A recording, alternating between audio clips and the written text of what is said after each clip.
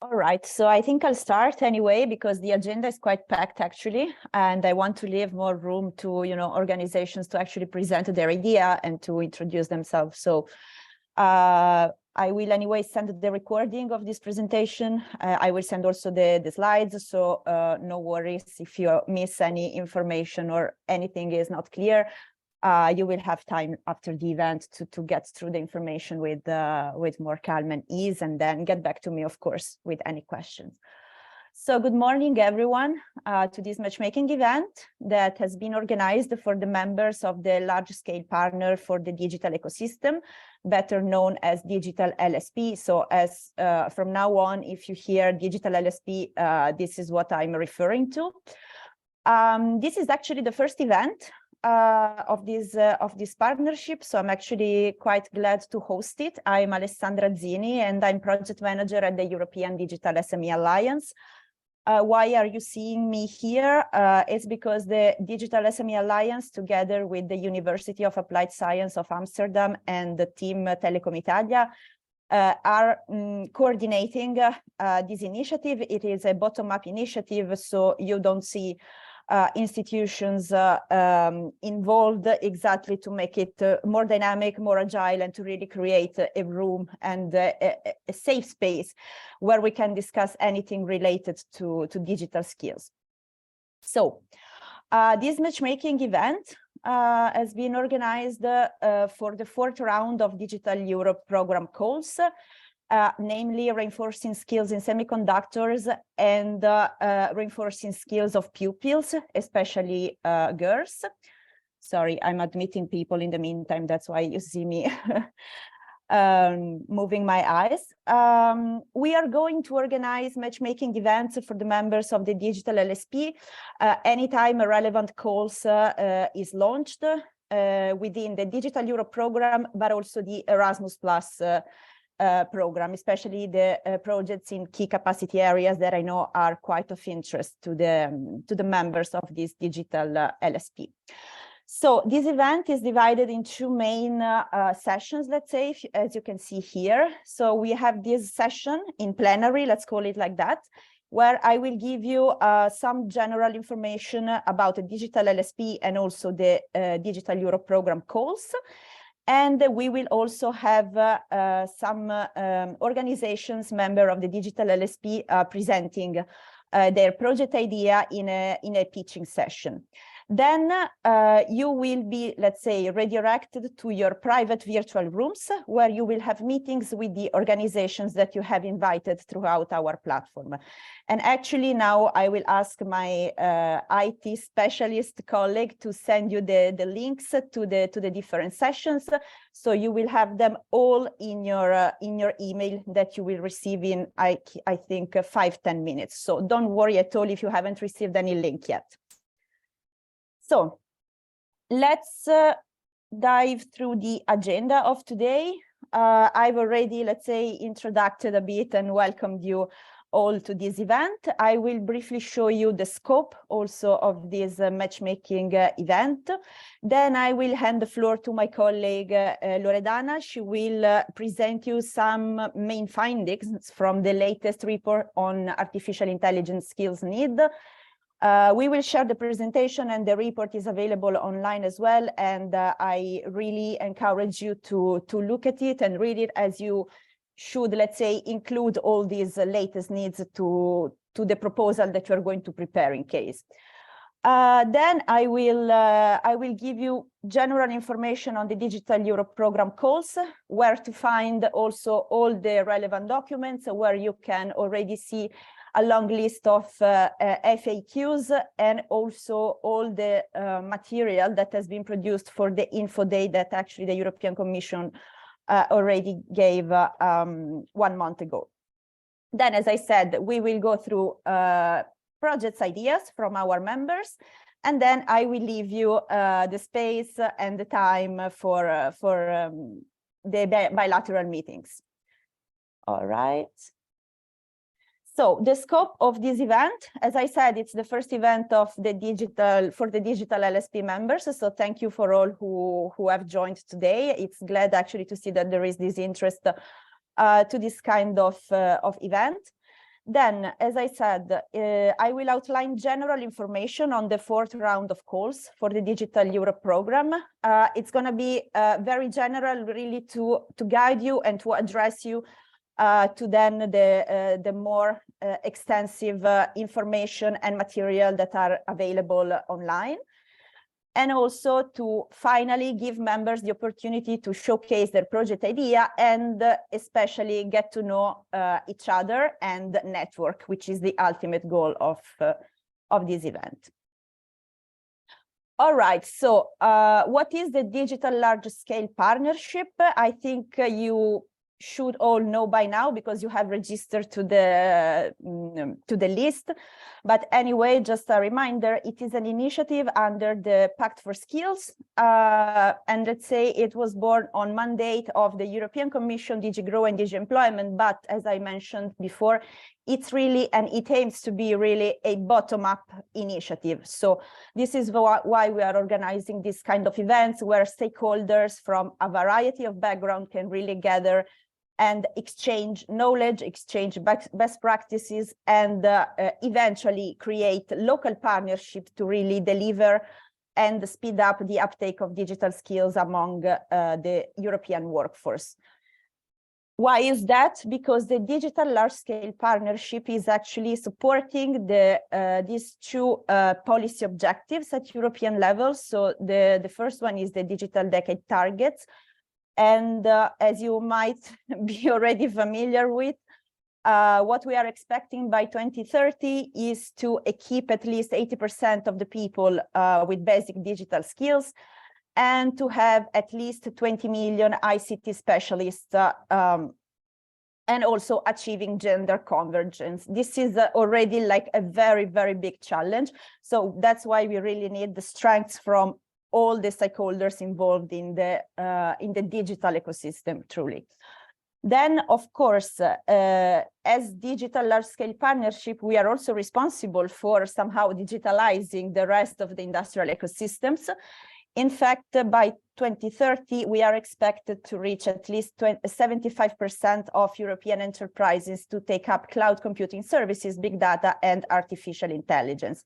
And last but not least, actually, the most important factor is that more than 90% of European SMEs then should reach at least a basic level of digital intensity. So here you can really see the centrality and the importance of the digital ecosystem. Of course, there is also another very important policy file that we will contribute to, which is to achieve the objectives of the skills agenda and the European pillar of social rights, which is to really support and encourage the development of digital skills in the adult population and to make sure that at least the 60% of the adult population participate in learning every year.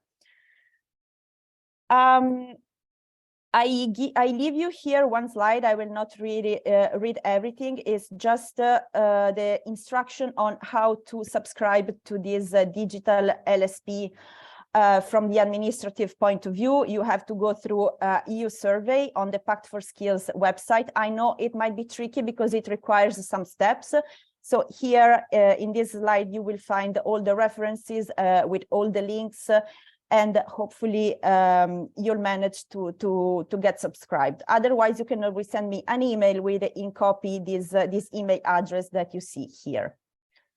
And then before talking about the calls, I would like then to pass the floor to my colleague Loredana to show you a bit the latest findings on artificial intelligence skills needs. Loredana, the floor is yours. You can share your screen. Okay, I think at the moment I still don't have the option to share my screen, so let's see with our colleague that supports us if I can.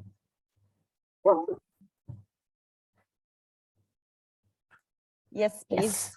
Yes, right. Now it works perfectly. Great. Okay, there it is. So you should see my slides. I'm going to, let me put it in presenting mode. Here it is. Okay, so thank you so much, Alessandra, and thank you all for being here. My name is Loredana Buxenano, and I'm a project manager at the European Digital SME Alliance, and I'm also a project manager for the ARISA project on behalf of Digital SME Alliance. And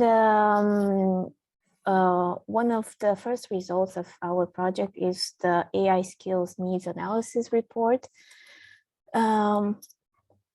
That I will present today to give you some inspiration, hopefully for the proposals.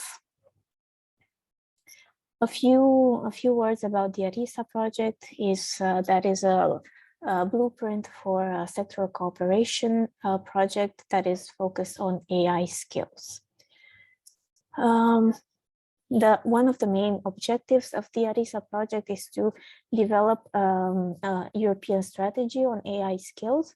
So, like I mentioned, the first step to do that was to look at what are the demands on the work market. So, we started doing this analysis, looking at a number of sources. So we looked at what are the requests on the industry side, what are the requests when it comes to job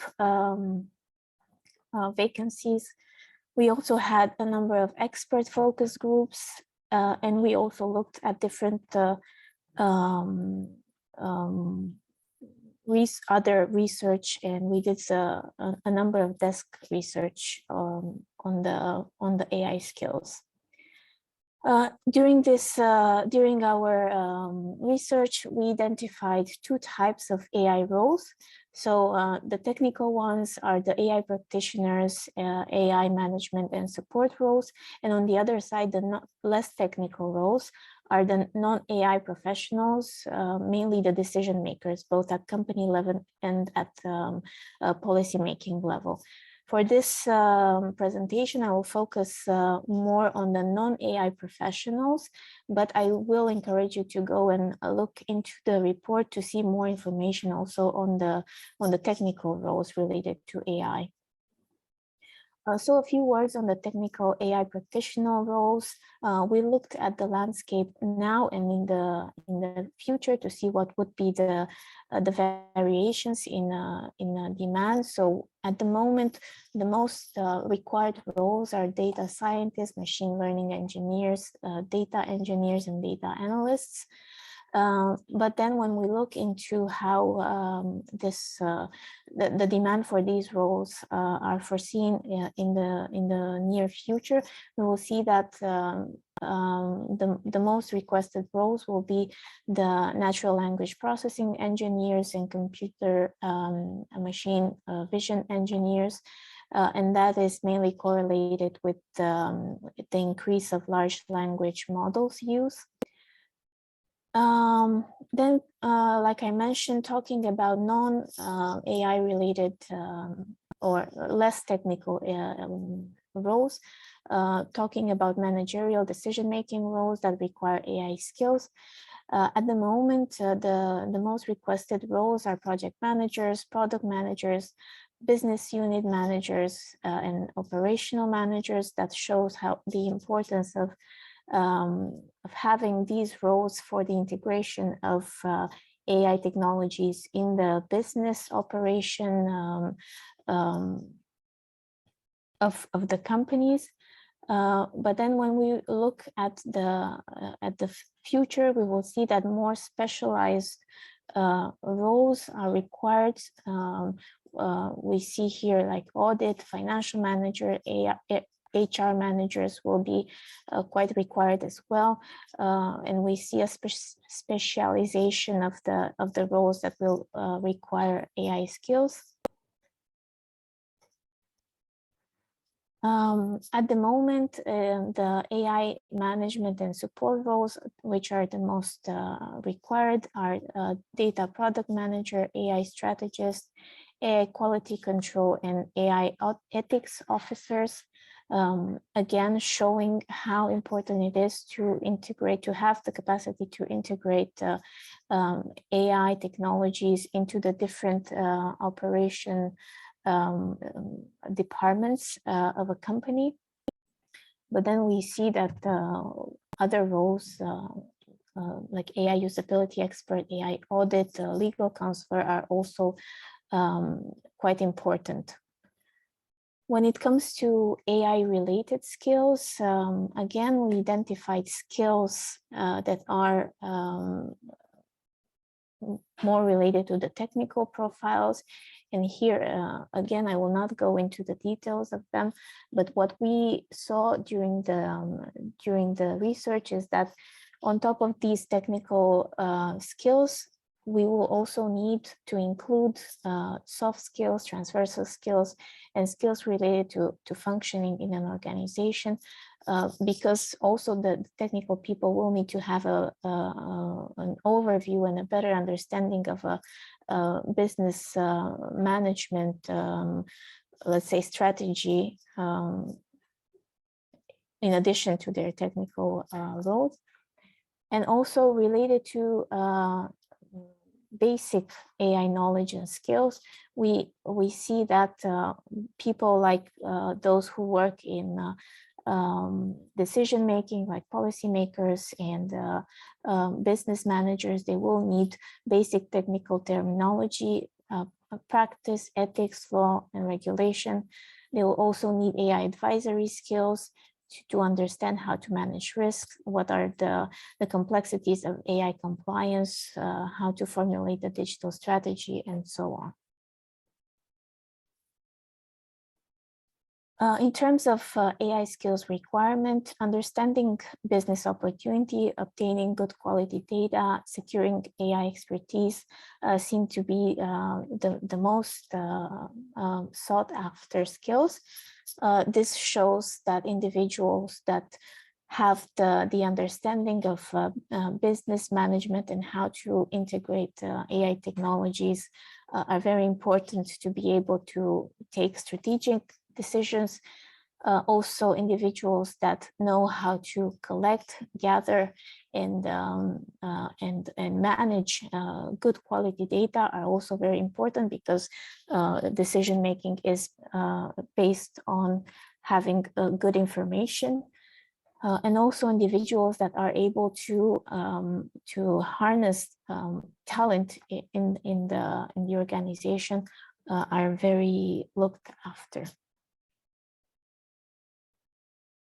Again, it's not only about technical skills, it's also about soft skills. So we also saw that the companies ranked quite high soft skills such as problem solving, critical thinking, effective communication, and innovation mindset, showing that people that have the capacity to understand the complexities of AI and to come up with creative strategies and solutions on how to integrate and manage technology, AI technology, are very looked after in a company.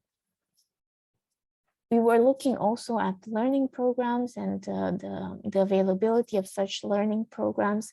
So what we saw is that for technical roles, there is a large offer, especially for data scientists, AI engineers, and machine learning engineers.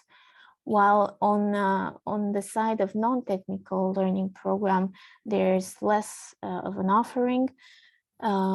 So what we identified as gaps that need to be addressed urgently, so for which we will have to develop as soon as possible some training programs, are the basic AI knowledge for policy and decision makers, AI advisory skills, and prompt engineering.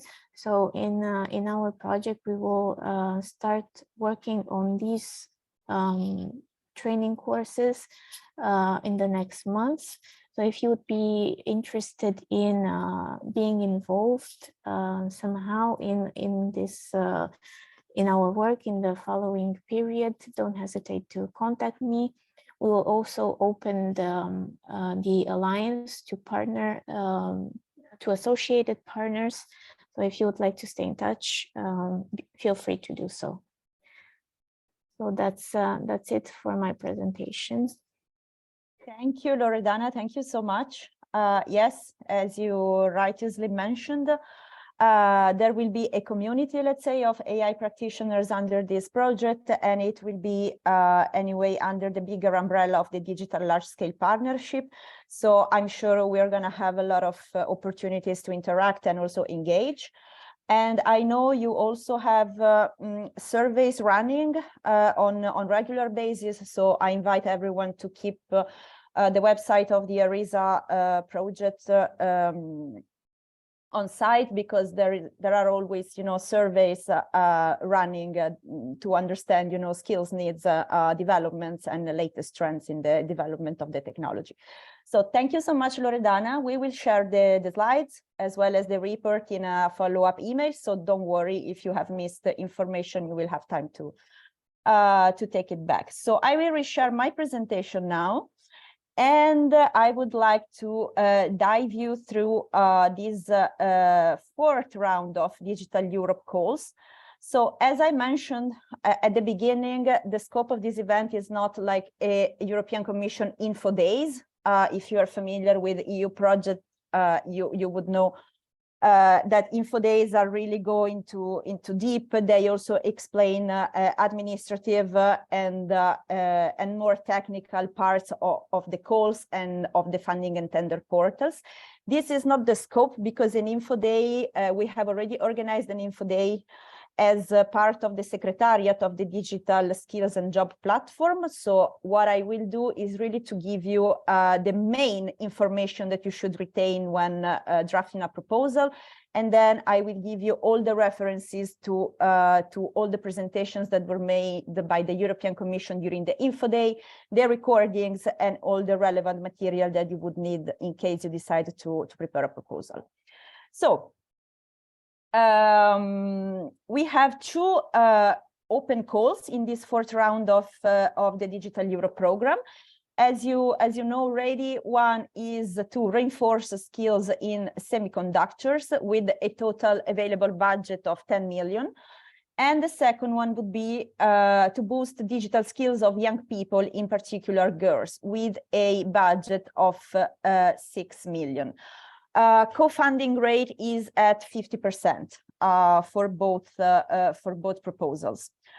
This is the timeline, so quite important dates that you should consider when drafting your proposal. Okay, the calls have been opened since May 2023. The submission is going to be on the 26th of September at 5 p.m. Brussels time. Then the evaluators will take a couple of months to, let's say, assign the grant to the best proposals, and you will be informed about the evaluation and therefore the results of your application by the end of this year. If you are granted the project and you have a successful submission, you will sign the grant agreement by June 2024, and then you can start your activities. Let's start with a couple of information on the call on reinforcing skills in the semiconductors sector. So basically, the challenge that you would need to tackle is that the share of students choosing semiconductors disciplines is too low to satisfy the demand of the labor market. And there is a very big unavailability of both technicians and high-level graduates. And if we consider the participation of women in this particular sector, the situation is even worse. So the proposal should really try to tackle and encourage students to really take up a career in the semiconductor sector. So one of the main objective would be indeed to increase the visibility also of the sector and somehow make it attractive to a very large pool of students. Part of the objectives are also, of course, upskilling and reskilling the workforce, provide support to higher education and vocational education training institutions, and to promote gender equality in the semiconductor industry. So these are really the four main objectives that you should achieve with your proposal. In fact, as per work program of the call, each proposal should commit to increase the visibility and attractiveness of the sector, support the development of higher education and vocational training networks. So make sure that you already consider a kind of large and extended networks with already the organizations that you know, but also plan on how to extend the community. And also, of course, a joint approach by industry and academia to make sure that the trainings that you're going to develop are really aligned with the industry needs of the moment. So the focus of the call and the trainings are quite specific. So you should choose either one of the following areas. Chip design, chip manufacturing, or packaging. In fact, there are also some do nots that are actually quite important to consider when drafting this proposal. So you don't have to establish new higher education programs, but the call focuses on programs that are already delivered. So what you have to do is to update them with the latest needs and the latest requirements from the industry and from the labor market. And then, of course, you don't have to focus on generic higher education programs, because these are the three focus areas that you should consider when drafting the proposal. And also, you should avoid to establish short-term partnerships, because indeed, as I was saying before, the call also really wants to encourage the formation and the support of long-term networks and partnerships for a really structured collaboration that can go on, also in the long term, and not only for the purpose of this call. Then the second call that is open under this round of Digital Europe program calls is the boosting digital skills of young people, particularly girls. The objective of this call are a bit more, let's say, generic. So, of course, boosting digital skills of young people, but what you have to focus on is really to encourage careers in ICT related jobs, and also really try to provide with role models and best practices to really encourage also women and young girls to pursue ICT careers. So one important action that you should somehow consider when drafting this proposal is to try to debunk stereotypes and preconceptions of girls participating in tech careers. And I think this is the most challenging part, but really try to consider it, because if we don't achieve gender convergence, we will never achieve, let's say, the overall goal of the digital decade targets. And besides that, this means that we will not have an ICT industry as competitive as it could be. So really trying to achieve gender convergence is really important in all these proposals. So the objectives of this call are to improve and scale up the existing EU Code Week. This project, let's say, is funded until April 2024. So they are looking for a successor, let's say, to take the lead on that and organize the Code Week. And then, of course, the overall objective to increase the pool of young people, and particularly girls, who would ultimately be interested in studying STEM and ICT, and also have a career in an ICT-related job. Here I have mentioned a couple of examples, concrete examples of activity that you can organize and and write in your proposal. You can foresee holiday camps, extracurricular activities, study guidance events, career days, and many more. There is an extensive list of eligible activities in the presentation that has been done in the info day. So my colleague, I think, already shared with you the link. You can already have a look, to really grasp ideas and concrete activities that you can include in your proposal.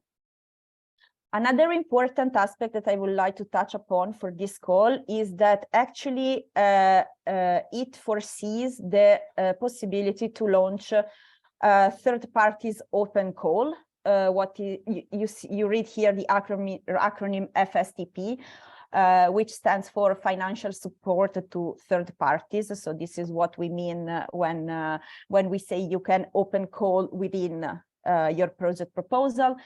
So how does this work? You have a maximum amount that you can distribute to third parties, like for instance, schools or NGOs or any kind of organizations that is organizing a related activities. The maximum grant is 10,000 euro that you can deliver throughout this open call for each third party. Then the total amount of money that you can allocate to this third-party funding will be the 10% of the EU funding that you are going to receive. So this will depend on the budget that you prepare and how much you are planning to actually ask to the Commission. Just remember that the 10% will be allocated to this open call to third parties. And yes, here, for instance, the 10K can cover costs such as running Code Week events or carry out holiday campuses or all type of activities that are eligible under this call. They can also be used to actually purchase hardware or software or anything that is needed to actually deliver a kind of activity.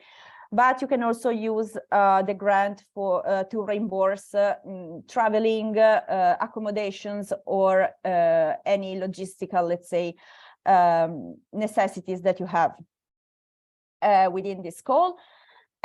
Or you can also decide to provide this funding in the form of prizes. So it's really up to the consortium to decide eligible activities under this third-party funding. You will prepare, of course, a call document with all the requirements. So depending on your expertise with this kind of the third-party calls, you would know that basically you are somehow free to decide requirements and eligibilities as far as they also comply with Digital Europe program general requirements and objectives. So my suggestion would be here to actually onboard someone in the consortium who has some expertise. It's not that hard to develop this third-party funding, but if you have never done it, it might be a little bit trickier, and you will need some time to really go through all the documents and all the instructions to draft these calls. So this is my personal, let's say, advice as project manager.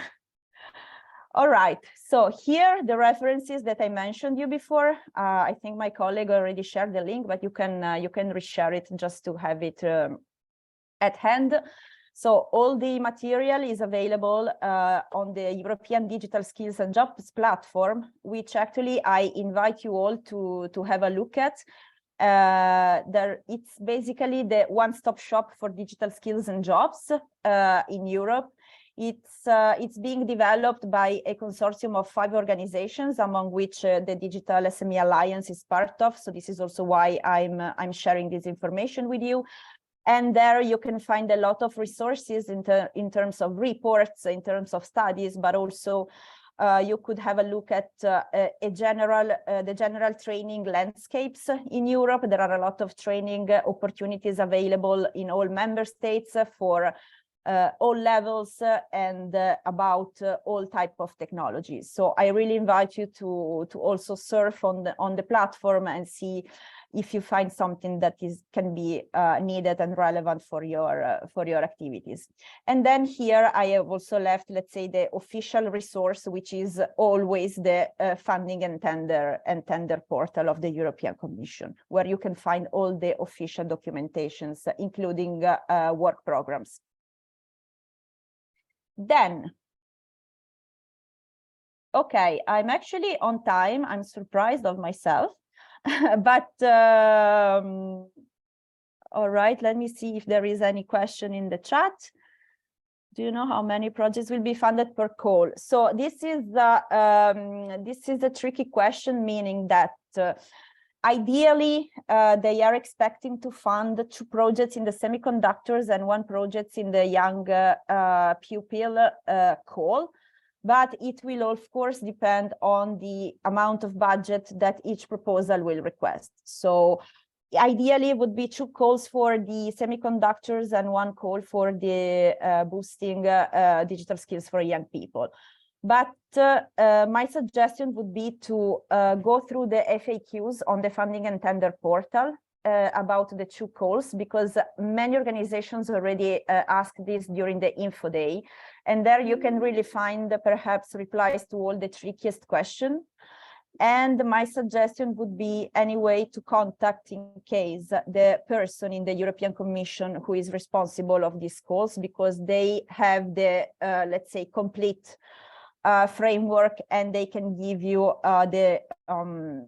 the more complete information about, you know, technical questions and administrative questions mostly.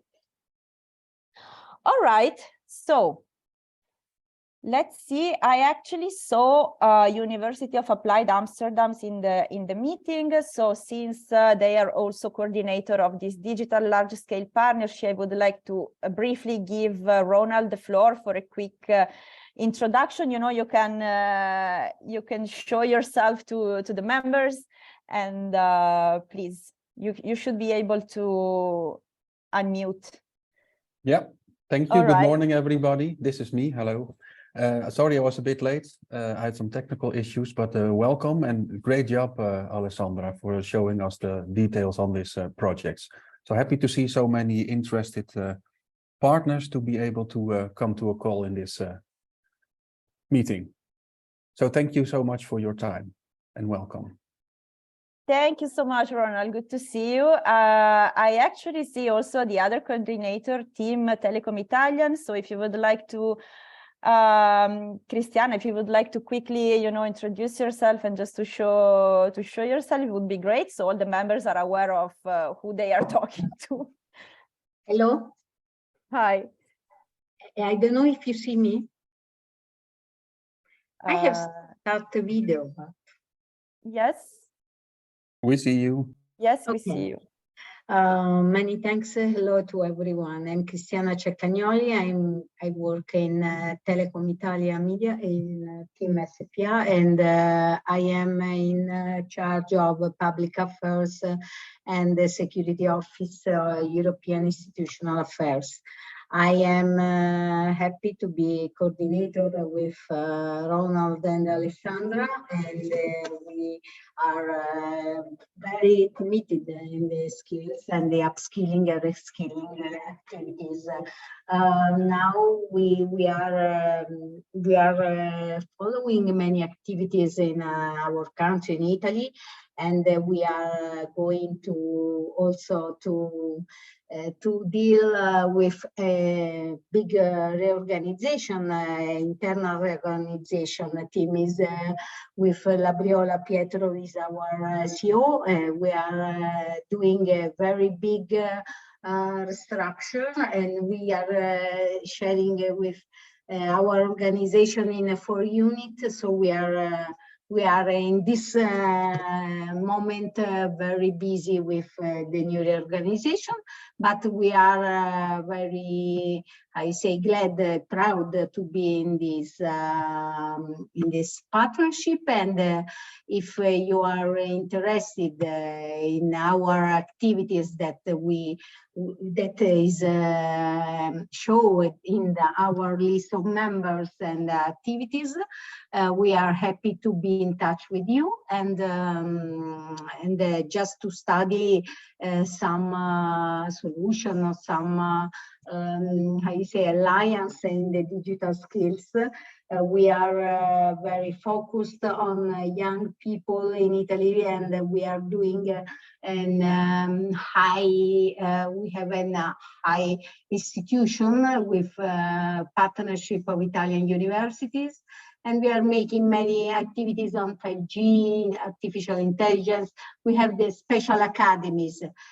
So if one of you, of the members, is interested to, I would say, to make an alliance, to make scalability of this kind of activities, we are very glad to be in, and we can be in touch. Thank you. Many thanks. Diana.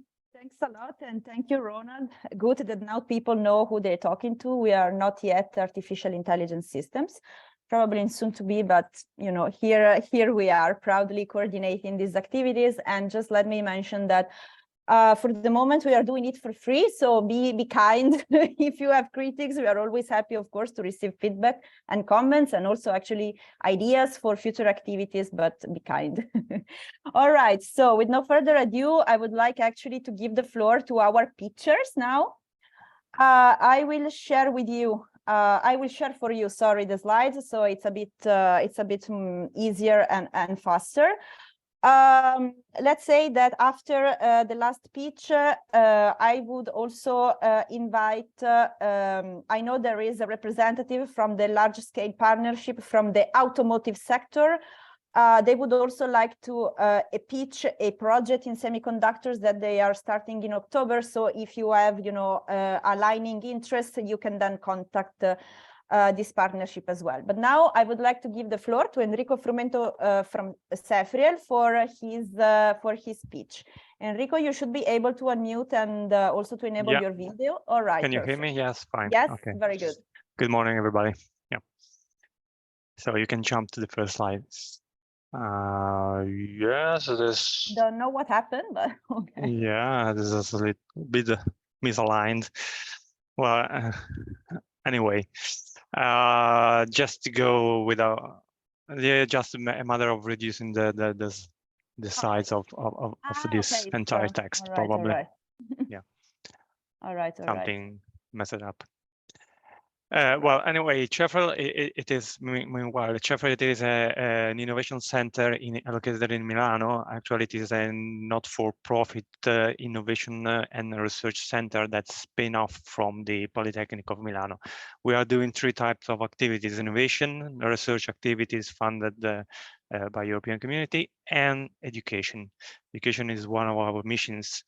But most of all, and this is important in cybersecurity as well, because I'm following the topics of cybersecurity funded research, we transformed, let's say, cybersecurity as a solution to mitigate the cyber risk in general in the company and in the society in general.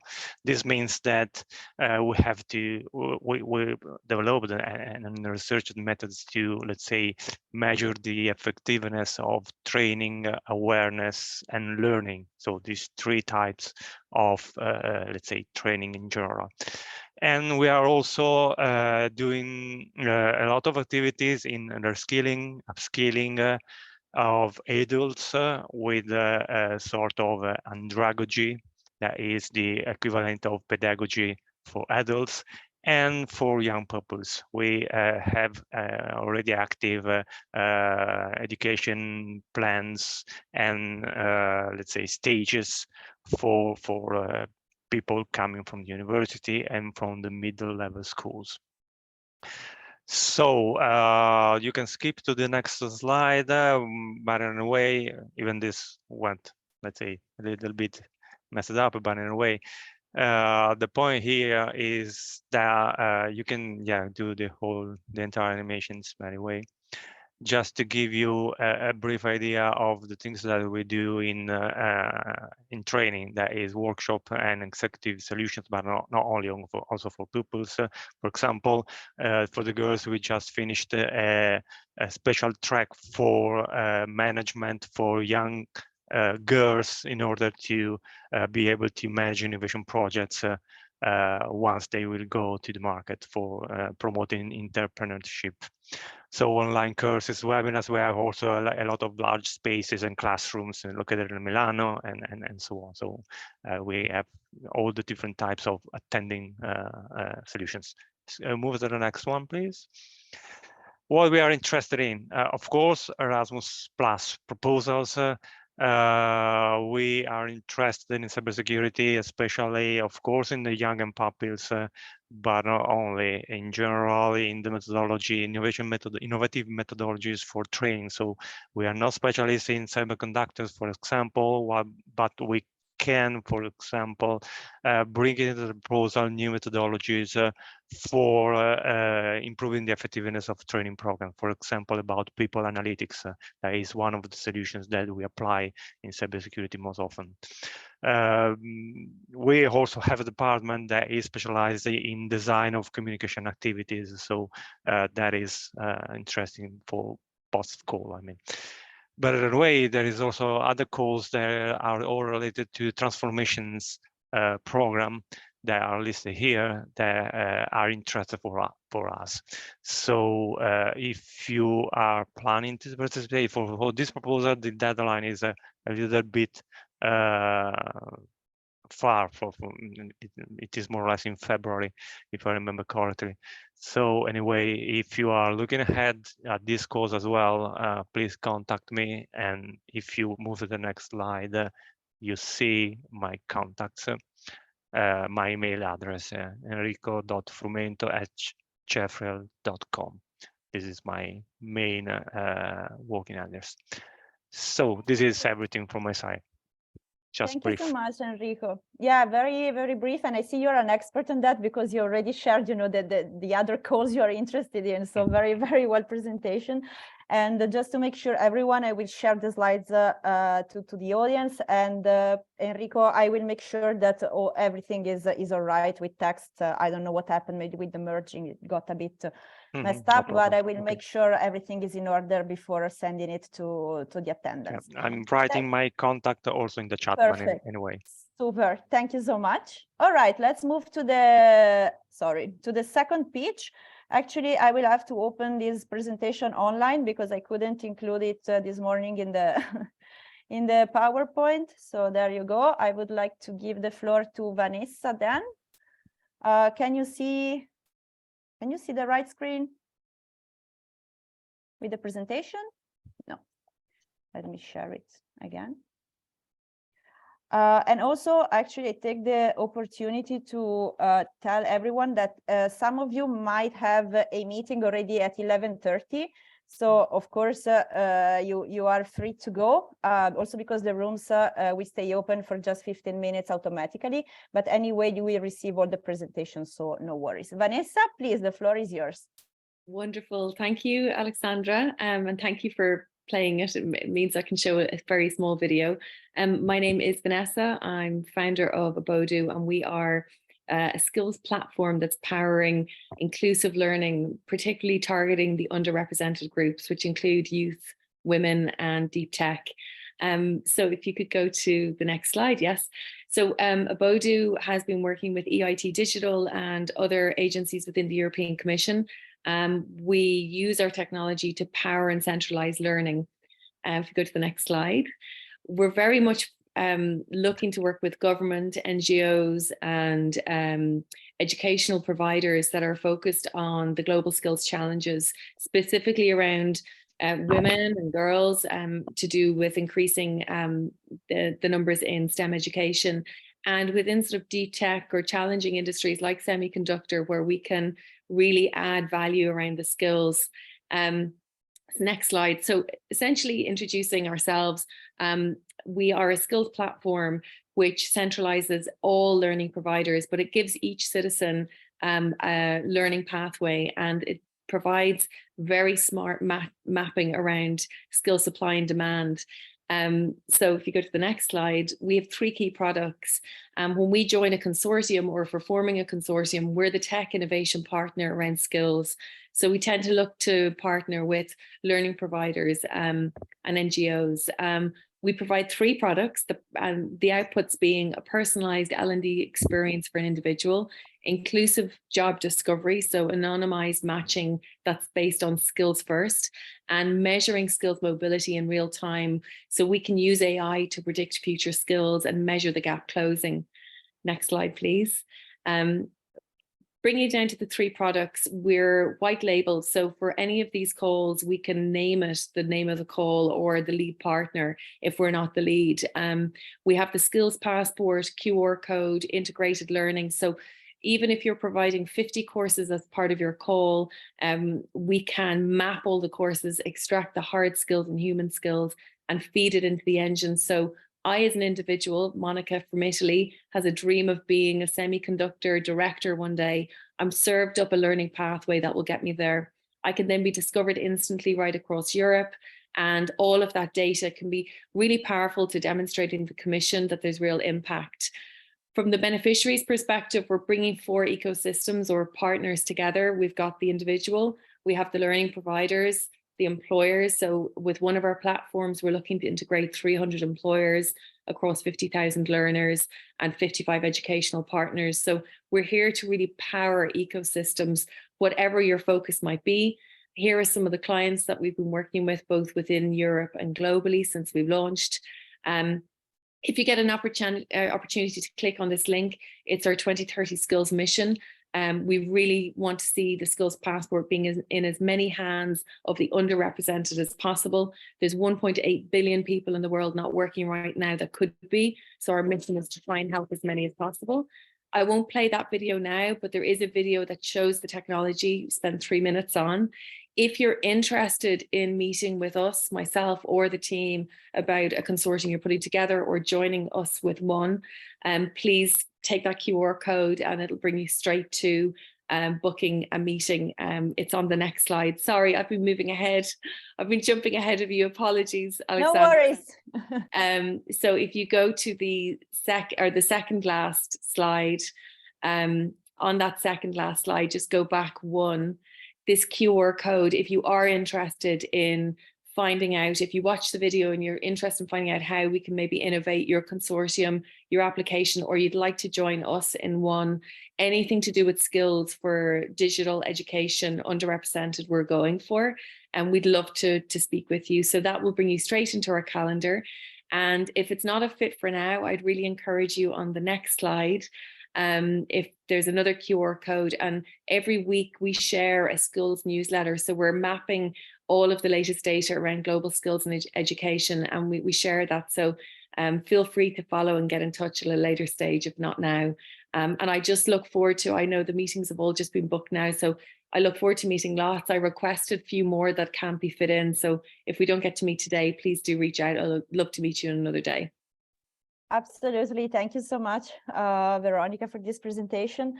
Yes, as you were saying, today's slots for the matchmaking are limited to 6, but all the contacts of the registered organizations will stay in the catalog, and you have the contact icon to send emails, also to schedule meetings, next week or whenever you have a suitable schedule. So don't panic and don't worry if you don't manage to meet everyone today. All right. Actually, regarding the matchmaking, we are going to send all the links again, just to be sure, that everything is set for 11:30. So if you receive another email from us, that's why. Let's say it's not spam. And actually, if you don't receive it, try to check it in your spam, because the system is going to send them out automatically. Thank you. Okay, let's move to the next speech. I would like to call on Eva from the European Center for Women and Technology for her pitch. Eva, are you here? I saw you. You are, yeah, so right. All right. So good morning once again to all of you, and thank you for giving us the opportunity to do a brief pitching. Actually, I will only show you 2 slides to begin with. We would like to flag for ECWT being member of both Pact for Skills for Digital and Pact for Skills for Microelectronics, and actually celebrating 15 years since our founding in 2008 this week. So next slide, please. I would say that we believe that the ECWT is actually or probably the most all-around partner for both of the calls, especially the first one, since from the very first year of founding in 2008, our core activity has been focused on boosting digital skills for young people, and specifically girls and women. We have national point of contacts as per today in 35 countries, and we have experiences from training, mentoring, networking along the entire career pipeline. In 4 core areas: education, workforce, entrepreneurship, and leadership. As you see from the scooping wheel on the right side, we have identified 4 core areas, and within each of the 4 areas, we have throughout the years done a continuous mapping of the priorities, and have all information available as per today in our data bank for our members. We have a very strong track record of EU large-scale projects. The latest one we finished in January this year on women ICT training for digital jobs of the future in the project led by LICTA, which was actually a 4-year project. We have trained 1,000 women in 7 countries, and ECWT's role in this project was being the expert partner, responsible also for communication and dissemination. As mentioned earlier, we have been involved in practically all the initiatives of the European Commission from the start. So e-skills campaigns, e-leadership campaigns, policy actions, awareness raising. We have served in the Secretariat of Grand Coalition for Jobs, and also Digital Skills and Jobs Coalition. Our members are annually involved in the annual Girls' Days, the Code Week, career fairs, and we have launched and operate to date several awards, and we have also won several awards, including UN DESA, UN SDG Goals, and the ISIP Service Innovation Award in the US. During the EU presidency conferences, we are regularly invited to be the organization coordinating a major workshop on safeguarding the gender dimension of the digital agenda. And as mentioned earlier, we have a separate role model data bank and one for presenting success stories of hiring and promoting, retaining, and reskilling women for the digital agenda. And we have also our own mentoring network in operation. Finally, I would like to mention that we have full-scale monitoring of all the events we run. In relation to the semiconductor agenda, I would like to flag for the fact that we are involved in ECOVEM project, European Center of Vocational Excellence in Microelectronics. With this project, we just had recently a presentation at the biggest Erasmus Plus fair, focusing on women reconquering Silicon Valley in the Women for Tech agenda. And I would also like to flag for the fact that ECOVEM is running gender diversity in the European semiconductor sector. And this survey is still open for participants if any of the businesses that are in the semiconductor sector would be interested to join this. I think I would like to stress that we would like to join as a partner and bring on board all what we have learned and what we aim for in the next years. So interested to connect with anyone wanting to have us in their consortium. Thank you. Thank you, Eva. Thank you so much. She is also, let's say, she has also a card in the organizations list in the catalog. So in case you would like to reach her, you can also find her her email address over there. Okay, now let's move to Randstad. I hope they're still in the call. All right. Of course. Okay, right. All right. So the floor is yours. Thank you, Alessandra, and thank you everyone for allowing us to be here today. My name is Gustav van Oosterom. We've actually started a project on behalf of Randstad just over a year ago with one of our partners who we've been partners with for over 25 years called Cisco for the digital communications technology company. And just over a year ago, it was our collective ambition to say, let's provide 300,000 unemployed and employees within the European Union with high quality IT training and education in line with the demands of the job market of the future. And as we know, the future is already here, and subsequently provide them with a job or a new job when applicable. So this was our collective ambition, so to speak. Regarding the EU alignment, Alessandro mentioned it at the beginning of the call. Our project is very much aligned with the goals that we have within the European Union of having 80% or at least 80% of adults towards 2030 with basic digital IT skills, but also to have 20 million specialized ICT consultants within the European Union, as well as goal 3, a labor market participation rate of the European Union of at least 78% by 2030. So our project is in line with our EU ambition. And why did we come up with this project? Well, even for jobs, for example, that we've been thinking about for land meters or, for example, roles such as checking parking spots within the cities. We know in the past, we've always done this manually.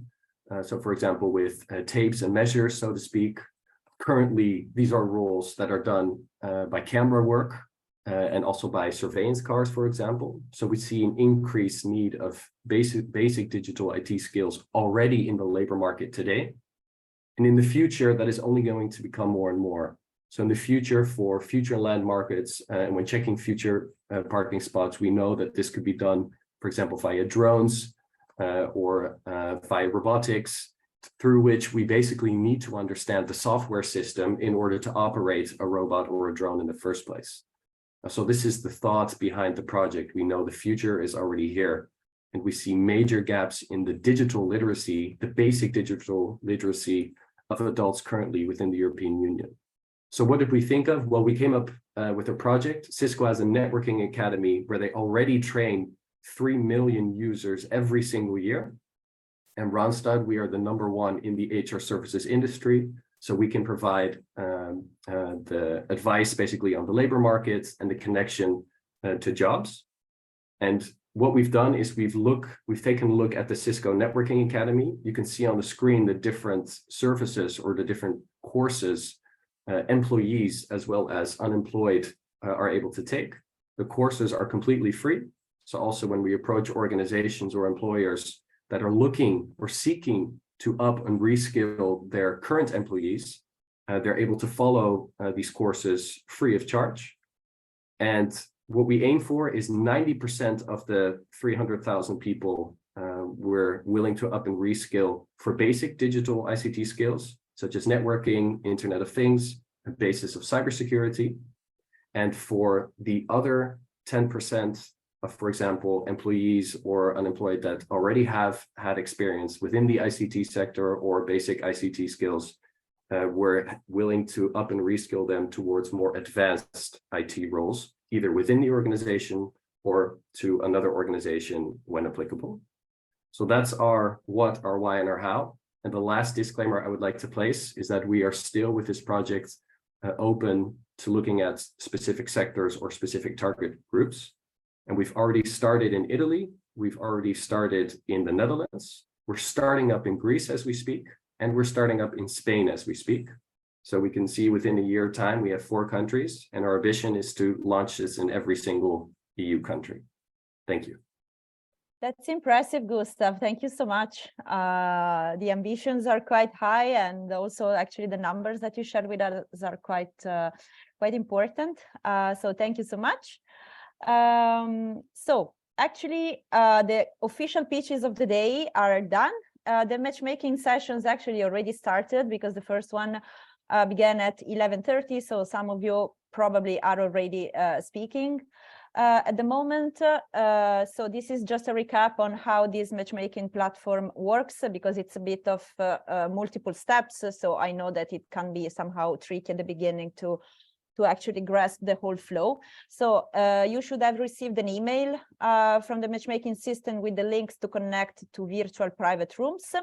There is a unique link for each appointment, and you can have up to 6 appointments for a 15-minute sessions. You will be redirected to Jitsi. It's a European video conference tool. So if you don't see the usual Zoom or Teams, it's all good. It's just that we have developed the platform using the Jitsi video tool. And then the scope of the short sessions, the 15-minute session, is to get to know each other, exchange contacts for follow-ups and future collaborations. So the time is short exactly for that. You don't have to draft the proposal in this meeting. It's really to understand which are the strengths of each other organizations and exchange contacts for also the future. As I mentioned multiple times, I will mention it again.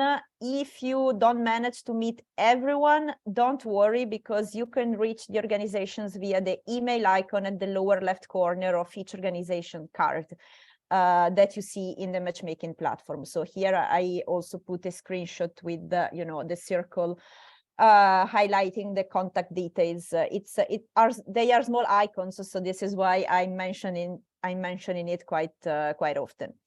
But actually, before thanking you all and letting you continue the matchmaking sessions, I would like to call on Jakub Stolfa from the large-scale partnership of the automotive sector, if he is still in the call, because I know he wanted to mention a semiconductor project. Yeah, okay. Hi, Jakub. Yeah. Hi. Hello. Thank you very much, and thank you for having me here today. No, maybe introduce yourself very shortly, because I just mentioned large-scale partnership for automotive, but it's good if you take some minutes also to introduce it. Thanks. Thank you very much. And I'm just on the mobile, so I hope you can see and hear me well.